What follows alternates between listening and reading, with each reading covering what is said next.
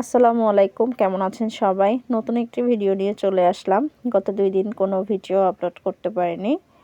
যাই হোক, এটা সকালবেলার ভিডিও।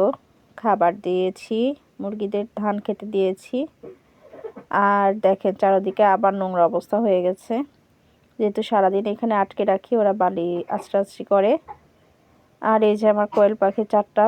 আসলে আমি এখন বুঝতে পারতেছি না ওগুলো ছেলে না মেয়ে, শুধু খাইয়েই যাচ্ছি। যাই হোক, এই যে বাহিরে চলে গেছে, ছোট্ট একটা মোরগের বাচ্চা হয়েছে, তার মধ্যে এই অবস্থা। আর একটা দুঃসংবাদ হচ্ছে, এই যে সাদা মুরগিটাকে দেখা যাচ্ছে, এটাকে রেখে গিয়েছিলাম বাড়িতে। ওটা এই খাঁচা থেকে কিভাবে যেন ঠোকাঠকি করে বাহিরে বের হয়ে একদম বাহিরে চলে গেছে, তারপর কুকুর নিয়ে গেছে। এই হচ্ছে আমার বর্তমান পরিস্থিতি। আমার এই খাঁচা থেকে যদি মুরগি বের হয়ে যায়, তাহলে সেটা আর ঘরে ফিরে আসে না। ডিম পাড়া মুরগি, বুঝতেই তো পারছেন কতটা খারাপ লাগছে। একটা মুরগিকে ডিমে আনা পর্যন্ত আসলে একজন খামারির কতটা কষ্ট করতে হয়। আর এটা হচ্ছে গিয়ে রাতের বেলা আমি এইভাবে দিয়ে রাখি, যেন ঠান্ডা আবহাওয়াটা না আসে। এই বর্তমানের পরিস্থিতি হচ্ছে আমার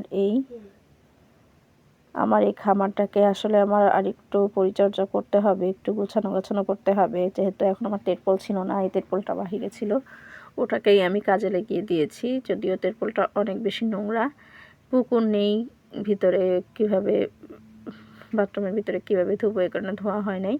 আপাতত শীতে কাজটা চালিয়ে দিই, তারপর ইনশাল্লাহ একটা তেরপল কিনে নিয়ে আসবো। যাই হোক, বর্তমানে আমার খামারের পরিস্থিতি এই। আর এই আমার মেয়ে আর তার বান্ধবী খেলাধুলা করতেছে। ছোটবেলায় আপনারা কে কে এভাবে দড়ি লাফ খেলেছেন জানাবেন।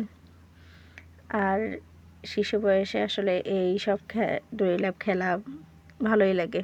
ধন্যবাদ।